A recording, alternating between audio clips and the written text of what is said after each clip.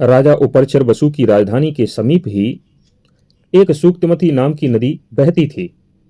एक दिन कोलाहल नामक सचेतन पर्वत ने कामवश उस नदी को रोक लिया, जिसके कारण उस नदी का जल शांत हो गया। यह देखकर राजा उपरचर ने कोलाहल पर्वत पर अपने पैर से प्रहार किया, जिसके कारण उस पर्वत में दरार पड़ गई और फिर से वह नदी पहले के समान बहने लगी। समय बीतता गया। पर्वत ने उस नदी के गर्भ से एक पुत्र और एक कन्या को उत्पन्न किया। उस सूक्तमती नदी ने प्रसन्न होकर अपनी वे दोनों संतानें राजा उपरचर को समर्पित कर दी। आगे चलकर जो पुरुष था उसे राजा ने अपना सेनापति बना लिया और जो कन्या थी उसका नाम गिरका था, वह राजा उपरचर की पत्नी बनी। फिर कुछ समय के बाद एक दिन ऋतुकाल से मुक्त होकर शुद्ध होने के पश्चात रानी गिरका एक पुत्र उत्पन्न करने के उद्देश्य से राजा के पास पहुंची। उसी दिन पितरों ने राजा वसु पर प्रसन्न होकर उन्हें आज्ञा दी कि तुम शीघ्र ही जाओ और जो वन में हिंसक पशु हैं उनका वध करो। राजा पितरों की आज्ञा का उल्लंघन न कर सके।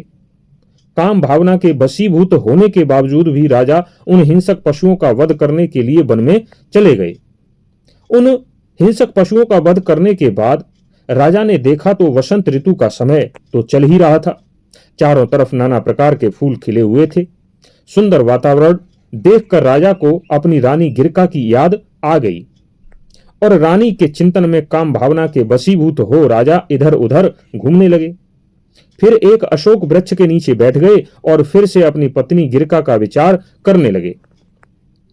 इतने में उनका वीर स्खलित हो गया। वीर के स्खलित होते ही राजा ने सोचा कि यह वीर व्यर्थ न जाए, इसलिए उन्होंने एक वृक्ष के पत्ते पर उसे रख लिया। उस पत्ते को चारों तरफ से ठीक ढंग से बंद कर पुत्रोत्पत्ति कारक मंत्रों द्वारा अभिमंत्रित कर दिया। उसके बाद उन्होंने अपने पालतू बाज को वह वीर देकर अपनी रानी तक पहुंचाने का संकेत दिया, क्योंकि राजा चाहते थे कि इस वीर को रानी तक पहुंचा दिया जाए ताकि इस वीर का उपयोग हो सके, यह व्यर्थ न जाए। उस वीर को लेकर जब बाज आकाश मार्ग से उड़ रहा था तो दूसरे बाज ने सोचा कि इसके पास कोई मांस का टुकड़ा है, इसलिए वह उस पर तत्काल टूट पड़ा। दोनों बाज आकाश में युद्ध करने लगे, एक दूसरे को चोंचे मारने लगे। युद्ध के दौरान बाज की चोंच से वह वीर नीचे गिर गया। नीचे यमुना नदी बह रही थी। उस यमुना नदी के जल में एक मछली रहती थी। उसी मछली ने उस वीर को निगल लिया। दरअसल वह मछली के रूप में एक अप्सरा थी, जिसका नाम आद्रिका था। उसे ब्रह्मा जी का श्राप लगा हुआ था। कुछ दिनों में ही वह मछली रूपी अप्सरा आद्रिका गर्भवती हो गई। फिर 10वां मास आने पर मल्लाहों ने जैसे ही नदी के जल में अपना जाल फेंका तो वह मछली उस जाल में आ गई। इतनी विशाल मछली को देखकर सभी मल्लाह वहां पर इकट्ठे हो गए। उन्होंने उस मछली का जैसे ही पेट फाड़ा, उसमें से 2 मनुष्य बालक उत्पन्न हुए। एक लड़का था, एक लड़की थी। मछुआरों ने शीघ्र ही राजा वसु को इस घटना की सूचना दी। मछुआरों की बात सुनकर राजा उपरचर उस स्थान पर पहुंचे जहां मछली के पेट से 2 मनुष्य बच्चे निकले थे। राजा ने एक बालक को स्वयं ग्रहण कर लिया जो पुरुष था। वहीं बालक आगे चलकर मत्स्य नामक राजा हुआ, जो अत्यंत ही धर्मात्मा और शक्तिशाली था। उधर वह मछली के रूप में जो अप्सरा आद्रिका थी, क्षण भर में शाप मुक्त हो गई, क्योंकि ब्रह्मा जी ने उसे पहले से ही कहा था कि जिस दिन तुम 2 मानव संतानों को जन्म दोगी उसी समय तुम शाप मुक्त हो जाओगी।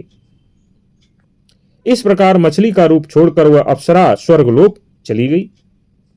अब उन जुड़वा संतानों में जो कन्या थी वह मछली की पुत्री होने के कारण उसके शरीर से मछली की सी ही गंध आती थी। इसलिए राजा ने उस कन्या को मल्लाहों के मुखिया को सौंप दिया और कहा कि यह तेरी पुत्री होकर रहेगी। मल्लाहों के सरदार ने उसे अपनी पुत्री के रूप में स्वीकार कर लिया और उसका नाम मत्स्यगंधा रखा, क्योंकि उस कन्या से मछली की गंध आती थी। वही कन्या आगे चलकर सत्यवती नाम से प्रसिद्ध हुई, जिसने हस्तिनापुर का इतिहास ही बदल दिया। अब प्रश्न आता है कि यदि उसके शरीर से मछली की सी गंध निकलती थी तो फिर उसका नाम सुगंधा क्यों पड़ा? हस्तिनापुर के राजा उसकी सुगंध मात्र से उसकी तरफ आकर्षित कैसे हुए, जबकि उसके शरीर से तो मछली की गंध निकलती थी? इन प्रश्नों का उत्तर हम अगले भाग में देंगे। तब तक के लिए धन्यवाद।